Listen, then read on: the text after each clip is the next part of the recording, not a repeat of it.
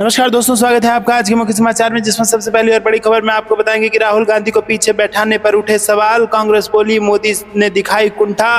दूसरी खबर में जिक्र होगा कि लाल किले पर पीएम मोदी की स्पीच पर संजय सिंह का बड़ा बयान, बोले भारत के प्रधानमंत्री 24 घंटे इतनी ज्यादा नफरतों से भरे हुए हैं कि वो देश की तरक्की के बारे में सोच नहीं पाते। इसी के साथ खबर में आगे जिक्र होगा कि हरियाणा में विधानसभा चुनाव की तारीख का ऐलान, गुरुग्राम फरीदाबाद समेत 29 सीटों पर कब होगा मतदान बताएंगे।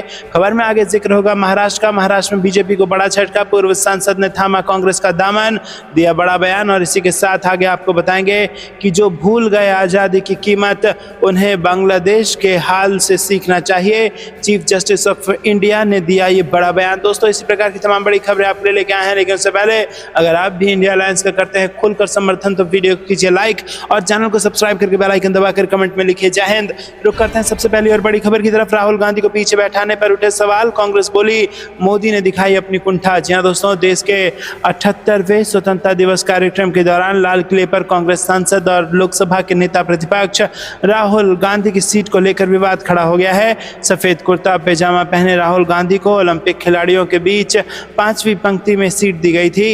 ये पहली बार था जब राहुल गांधी बतौर नेता प्रतिपक्ष लाल किले पर आयोजित होने वाले स्वतंत्रता दिवस कार्यक्रम में पहुंचे थे।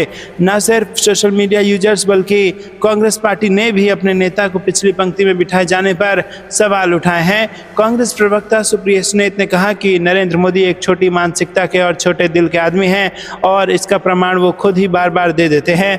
और एक बात और भी है कि छोटे मन के लोगों से बड़ी बातों की उम्मीद नहीं करनी चाहिए। उन्होंने कहा कि स्वतंत्रता दिवस समारोह पर नेता प्रतिपक्ष राहुल गांधी को 5वीं लाइन में बिठाकर नरेंद्र मोदी आपने अपनी कुंठा तो दिखा दी, लेकिन राहुल गांधी को कोई फर्क नहीं पड़ता कि वो 5वीं पंक्ति में बैठे या 25वीं या 50वीं में बैठे। वो जननायक हैं, वो उसी शिद्दत से जनता के मुद्दे उठाएंगे जैसे वो उठा रहे हैं। श्रीनेत ने कहा कि पहली पंक्ति में सारे कैबिनेट मंत्री बैठे हुए थे, लेकिन नेता प्रतिपक्ष राहुल गांधी को ही 5वीं पंक्ति में नहीं बैठाया गया। खड़गे जी के लिए भी सीट 5वीं पंक्ति में ही थी। और उन्होंने कहा कि एक बेवकूफ़ी का बयान रक्षा मंत्रालय की तरफ से आया है। ऐसा इसलिए किया गया क्योंकि हम ओलंपियंस को इज्जत और सम्मान देना चाहते थे। बिल्कुल देना चाहिए, ओलंपियंस को सम्मान दीजिए, विनेश फोगाट को भी सम्मान दीजिए, लेकिन क्या ये सम्मान अमित शाह, जेपी नड्डा, निर्मला सीतारमण और जयशंकर नहीं देना चाहते थे? आपके बयान आपकी कलई और पोल खोल रहे हैं। दोस्तों, यहाँ पर बड़ी खबर आ रही है, बैठ सिटिंग अरेंजमेंट को लेकर बड़ी खबर आ गई है और राहुल गांधी को 5वीं पंक्ति में बैठाया गया, जिसके बाद अब कांग्रेस पार्टी भारतीय जनता पार्टी पर हमलावर है। आपको क्या कुछ लगता है कमेंट में जरूर बताइए। वीडियो को लाइक नहीं किया तो लाइक जरूर कीजिएगा। रुक करते हैं अगली ब्रेकिंग न्यूज़ की तरफ। लाल किले पर पीएम मोदी की स्पीच पर संजय सिंह बोले कि भारत के प्रधानमंत्री 24 घंटे इतनी ज़्यादा नफरत में डूबे होते हैं कि उनको कुछ दिखाई नहीं देता। जी हाँ दोस्तों, आपको बता दें कि यहाँ पर आम आदमी पार्टी के नेता और राज्यसभा सांसद संजय सिंह ने 78वें स्वतंत्रता दिवस के मौके पर प्रधानमंत्री नरेंद्र मोदी के भाषण को लेकर तीखा हमला बोला। उन्होंने अफसोस जताते हुए कहा कि पीएम के भाषण में देश के लिए कोई विजन नहीं था। उन्होंने आरोप लगाते हुए कहा कि वो अपनी पूरी ऊर्जा सिर्फ विपक्ष को टारगेट करने पर लगाते हैं। आम आदमी पार्टी के सांसद संजय सिंह ने कहा कि बड़े अफसोस के साथ ये कहना पड़ रहा है कि 15 अगस्त का भाषण किसी भी प्रधानमंत्री के लिए एक विजन होता है। देश के लिए वो क्या सोचता है, वो क्या करना चाहता है, प्रधानमंत्री नरेंद्र मोदी जी को इस पर चर्चा करनी चाहिए। उन्होंने तंज कसते हुए आगे कहा कि उन्हें इस बात पर चर्चा करनी चाहिए थी कि कैसे वो देश को प्रगति के रास्ते पर लेकर जाएंगे, कैसे देश के लोगों का विकास करेंगे, बेरोजगारी को खत्म करेंगे, कैसे महंगाई को कम करेंगे और कैसे किसानों को फसल का दाम मिलेगा, लेकिन कोई चर्चा नहीं हुई। वही गाली गलौज की भाषा का इस्तेमाल हुआ।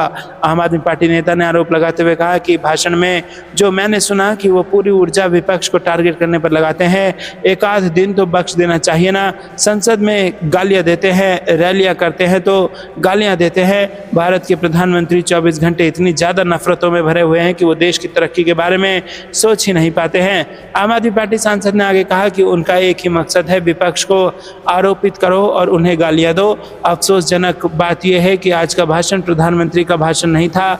जैसे मालूम पड़ता है कि किसी नफरतों से भरे हुए व्यक्ति का भाषण था। तो दोस्तों, तीखी प्रतिक्रिया आम आदमी पार्टी के सांसद संजय सिंह ने प्रधानमंत्री मोदी के भाषण पर दे डाली है। आपको क्या कुछ लगता है कमेंट में जरूर बताइए, और अगर समर्थन करते हैं तो वीडियो को लाइक जरूर कीजिएगा। रुक करते हैं अगली ब्रेकिंग न्यूज की तरफ। हरियाणा में विधानसभा चुनाव की तारीखों का ऐलान, गुरुग्राम फरीदाबाद समेत 29 सीटों पर मतदान के तारीख जारी। जी हां दोस्तों, भारत के मुख्य निर्वाचन आयुक्त ने हरियाणा विधानसभा चुनाव की तारीखों का ऐलान कर दिया है।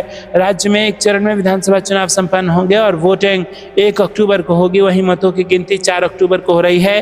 फिलहाल राज्य में बीजेपी की सरकार है। बीजेपी ने जजपा के साथ मिलकर सरकार बनाई थी, लेकिन बाद में उसने समर्थन वापस ले लिया। दोस्तों, हरियाणा के सीटों पर चुनाव की तारीख का ऐलान हो गया है। सोनीपत 1 अक्टूबर, महेंद्रगढ़ 1 अक्टूबर, रेवाड़ी में भी 1 अक्टूबर, गुड़गांव में 1 अक्टूबर, मेवात में 1 अक्टूबर, पलवल में 1 अक्टूबर, फरीदाबाद में 1 अक्टूबर और वोटों की गिनती 4 अक्टूबर। दोस्तों, इसी बीच आपको बता दें कि बीजेपी और जेजेपी का गठबंधन भी टूट गया है। बीते कुछ समय पहले यहाँ पर बीजेपी और जेजेपी की गठबंधन वाली सरकार थी, लेकिन लोकसभा चुनाव में सीट शेयरिंग के फॉर्मूले को लेकर दोनों पार्टियों में असहमति थी। उसके बाद जजपा ने बीजेपी से अलग होने का ऐलान कर दिया।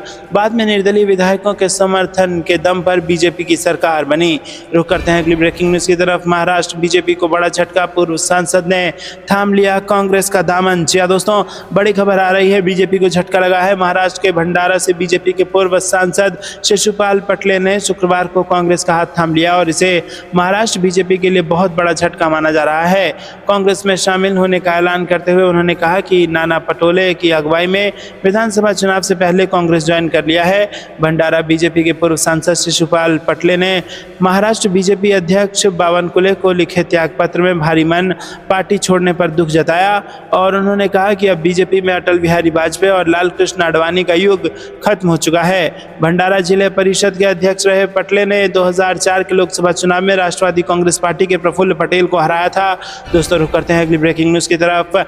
जो भूल गए हैं आज़ादी की कीमत, उन्हें बांग्लादेश के हाल से सीखना चाहिए, चीफ जस्टिस ऑफ इंडिया का बड़ा बयान। जहां दोस्तों, सीजेआई डीवाई चंद्रचूड़ ने कहा कि बांग्लादेश में जो भी हो रहा है वो हमें याद दिलाता है कि आज़ादी कितनी कीमती है। वो गुरुवार को नई दिल्ली में स्वाधीनता दिवस पर आयोजित एक कार्यक्रम में बोल रहे थे। उन्होंने कहा कि हमने 1950 में संविधान अपनाया और इसका अनुसरण किया। यही वजह है कि हमारी स्वतंत्रता में किसी प्रकार का दखल नहीं है। स्वतंत्रता कितनी महत्वपूर्ण है, अतीत की कहानियों से समझा जा सकता है। सीजेआई ने कहा कि ये दिन हमें संविधान के सभी मूल्यों को साकार करने और राष्ट्र के प्रति अपने कर्तव्यों का निर्वहन करने की याद दिलाता है। उन्होंने कहा कि आज़ादी की लड़ाई में देश ने क्या झेला ये सभी जानते हैं। हमें उन स्वतंत्रता सेनानियों को सलाम करना चाहिए जिन्होंने आज़ादी के संघर्ष में शामिल होने के लिए वकालत तक छोड़ दी थी। सीजेआई ने कहा कि मेरा अनुभव है कि अदालतें सारी मेहनत आम आदमी की ज़िंदगी को आसान बनाने के लिए करती हैं। गांव से लेकर महानगरों तक के मुकदमा करने वाले लोग इंसाफ की मांग कर रहे हैं। पिछले साल मैंने बुनियादी ढांचे में सुधार के बारे में बात की थी। हमने पिछले 6 महीनों में कई बुनियादी उपाय किए हैं। फाइबर ऑप्टिक्स इंटरनेट का विस्तार किया गया, बार की महिला सदस्यों के लिए नया लाउंज बनाया गया।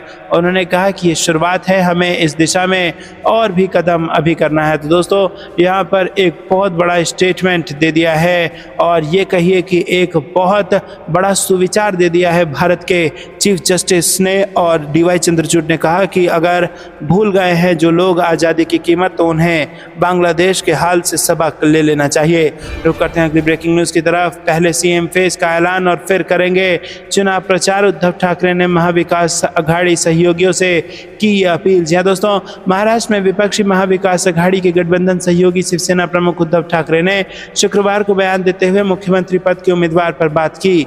उन्होंने कहा कि उनकी पार्टी आगामी विधानसभा चुनावों में कांग्रेस और शरद पवार की एनसीपी द्वारा घोषित किसी भी उम्मीदवार का बिना शर्त समर्थन करेगी। उद्धव ठाकरे ने महाविकास अघाड़ी की एक मीटिंग के दौरान इस बात पर जोर दिया कि इस साल के आखिरी में होने वाले महाराष्ट्र विधानसभा चुनाव राज्य के स्वाभिमान की रक्षा के लिए एक लड़ाई होगी।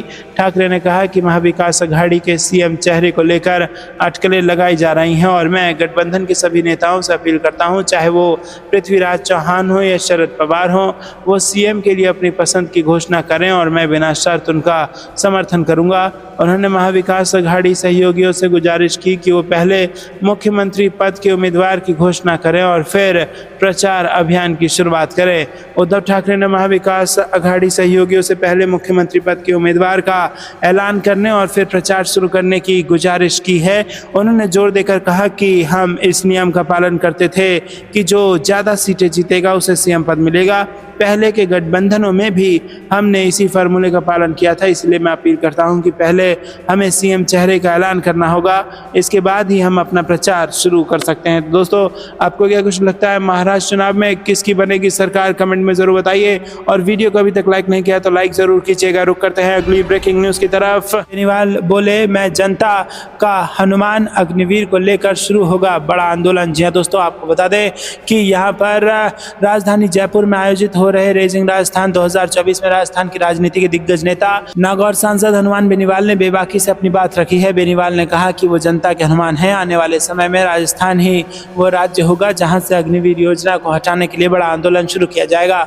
उन्होंने किसान आंदोलन की कप्तानी पंजाब ने की थी और वो सफल रहा। अब अग्निवीर आंदोलन की कप्तानी राजस्थान करेगा, ऐसा उन्होंने कहा। दोस्तों, राष्ट्रीय लोकतांत्रिक पार्टी के सुप्रीमो हनुमान बेनीवाल ने खुद का क्रांति के दूत बताते हुए कहा कि वो किसान के बेटे हैं और संघर्ष करना जानते हैं। रुक करते हैं अगली ब्रेकिंग न्यूज़ की तरफ। देश भर में आज से हड़ताल पर गए डॉक्टर, ओपीडी सेवाएं बंद। कोलकाता कांड के बाद डॉक्टरों में उबाल। जी हाँ दोस्तों, पश्चिम बंगाल के कोलकाता के आरजी कर मेडिकल कॉलेज और अस्पताल में 9 अगस्त को एक महिला पीजीटी डॉक्टर के यौन उत्पीड़न और हत्या के बाद डॉक्टरों विरोध प्रदर्शन जारी है।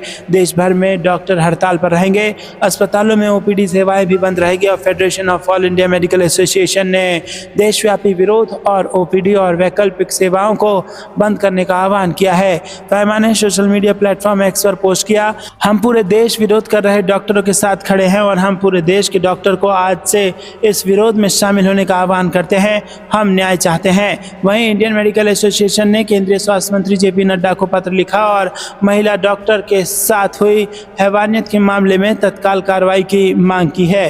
दोस्तों, साथ ही मामले की निष्पक्ष जांच की मांग भी की है। दोस्तों, रुक करते हैं अगली ब्रेकिंग न्यूज़ की तरफ। गुना में सड़कों की दुर्दशा देख बिगड़ा सिंधिया का मूड, कलेक्टर की लगाई फटकार, दिग्विजय ने ली चुटकी। जी हाँ दोस्तों, आपको बता दें कि ज्योतिरादित्य सिंधिया के गुना शिवपुर संसदीय क्षेत्र में कई जगहों पर सड़कों का बुरा हाल है। गहरे गड्ढे हैं जो आम लोगों के लिए हर दिन मुसीबत खड़ी कर रहे हैं। ये जानकारी मिलने पर सिंधिया ने यहां बैठक लेकर कलेक्टर की फटकार लगाई, तो वहीं दिग्विजय सिंह ने एक्स पर पोस्ट करके सिंधिया के संसदीय क्षेत्र में खराब सड़कों का मुद्दा उठाकर चुटकी ली। दोस्तों, ज्योतिरादित्य सिंधिया ने बयान देते हुए कहा कि बारिश के मौसम में सड़कें खराब हो जाती हैं। मुंबई जाकर देखिए, वहां भी यही हालत है। हालांकि सिंधिया ने कहा कि वो कई एक्सक्यूज नहीं ले रहे हैं, दोषी ठेकेदार को बख्शा नहीं जाएगा। जी दोस्तों, ज्योतिरादित्य सिंधिया प्रशासनिक समीक्षा के लिए गुना पहुंचे थे। ज्योतिरादित्य सिंधिया से शहर की सड़कों को लेकर सवाल किया गया तो उन्होंने नाराजगी जाहिर करते हुए जीरो टॉलरेंस की बात कही। गुना में नगर पालिका क्षेत्र हो या पीडब्ल्यूडी, सभी सड़कें बुरी तरह से छलनी हो गई हैं। रुक करते हैं अगली ब्रेकिंग न्यूज़ की तरफ। महाराष्ट्र में कौन होगा एमवीए का सीएम फेस, कांग्रेस ने कर दिया बड़ा खुलासा। जी हाँ दोस्तों, आपको बता दें कि आगामी महाराष्ट्र विधानसभा चुनाव में महाविकास अघाड़ी ही चेहरा होगी। बिना मतभेद के साथ मिलकर लड़ने का निर्णय लिया गया है, इसीलिए इसमें कोई संदेह नहीं है कि सरकार महाविकास अघाड़ी की बनेगी। ऐसा विश्वास कांग्रेस के महाराष्ट्र प्रभारी रमेश चन्नीथला ने व्यक्त किया है। उन्होंने ये भी बताया कि विधानसभा चुनाव से पहले राहुल गांधी की 4 बड़ी सभाएं महाराष्ट्र में होंगी और वो सोमवार सुबह लोकमत कार्यालय गए और उन्होंने कार्यालय में स्वतंत्रता सेनानी एवं पूर्व मंत्री जवाहरलाल दड्डा की प्रतिमा पर पुष्पांजलि अर्पित की। रुक करते हैं अगली ब्रेकिंग न्यूज़ की तरफ। राज्यपाल की सुरक्षा में भारी चूक, चौकीदार पिता की जगह बेटा कर रहा था ड्यूटी, फोटो हुआ वायरल। जी दोस्तों, मोतिहारी में राज्यपाल के आगमन पर पुलिस की भारी चूक सामने आई है। चौकीदार पिता की जगह बेटा ड्यूटी करते हुए पाया गया है और इस बात की जानकारी पुलिस ने विभाग को नहीं दी, बल्कि सोशल मीडिया पर फोटो वायरल होने के बाद पुलिस को इस बात की जानकारी हुई। पुलिस की इस कम चलाओ व्यवस्था पर पुलिस की काफ़ी किरकिरी हो रही है। दरअसल मोतिहारी के गांधी मैदान में राज्यपाल राजेंद्र आर्लेकर का कार्यक्रम था और इसको लेकर पुलिस सुरक्षा व्यवस्था में लगी हुई थी। वहीं पुलिस प्रशासन की काम चलाओ व्यवस्था भी देखी गई, जहां चौकीदार पिता की जगह उसका बेटा वर्दी पहनकर ड्यूटी कर रहा था और ये चूक चूक उस समय पुलिस को पता नहीं चल पाया। कार्यक्रम के दौरान उसके बेटा सहित वहां तैनात अन्य पुलिस बल सेल्फी लेकर जब इसे सोशल मीडिया पर पोस्ट किया गया तब ये फोटो बहुत तेजी से वायरल हो गया।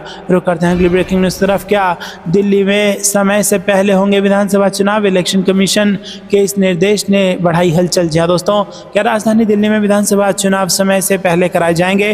दरअसल ऐसी अटकलें तब से लगने शुरू हुई हैं जब से मुख्य निर्वाचन कार्यालय ने एमसीडी से विधानसभा चुनाव की तैयारी करने कहा है। 2020 में फरवरी में चुनाव हुए थे तो माना जा रहा था कि 2025 की शुरुआत में चुनाव होंगे, लेकिन अब जल्दी चुनाव के आसार नजर आ रहे हैं। और दोस्तों आपको बता दें कि रिपोर्ट के मुताबिक दिल्ली के मुख्य निर्वाचन कार्यालय ने एमसीडी को विधानसभा चुनाव के लिए नोएडा अधिकारी नियुक्त करने कहा। ऐसी भी जानकारी सामने आ रही है कि कर्मचारियों को चुनाव संबंधी ट्रेनिंग देने के निर्देश भी दिए गए हैं, जिसका पालन करते हुए ट्रेनिंग शुरू भी कर दी गई है। अगर अगले साल चुनाव होने हैं तो इस लिहाज से चुनाव की तैयारियों के लिए 6-7 महीने का वक्त है, लेकिन चुनाव की तैयारियां अमूमन इतने पहले नहीं की जाती है। तो इस आधार पर भी माना जा रहा है कि चुनाव 2024 में ही हो सकते हैं। बता दें कि झारखंड, हरियाणा, महाराष्ट्र और जम्मू कश्मीर में चुनाव को लेकर निर्वाचन आयोग ने अधिकारियों के तबादले के निर्देश दे दिए थे। ऐसे में वहां चुनाव की तारीखों की घोषणा जल्द होने के आसार हैं।